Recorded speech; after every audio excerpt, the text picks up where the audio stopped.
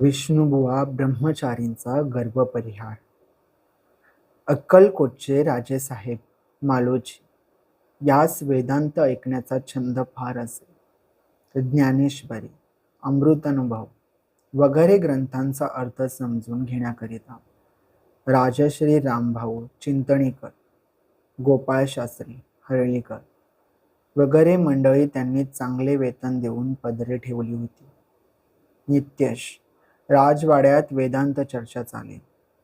असे बहु दिवस चालत असता विष्णुबुवा ब्रह्मचारी यांची कीर्ती मुंबईकडून ऐकू येऊ लागली.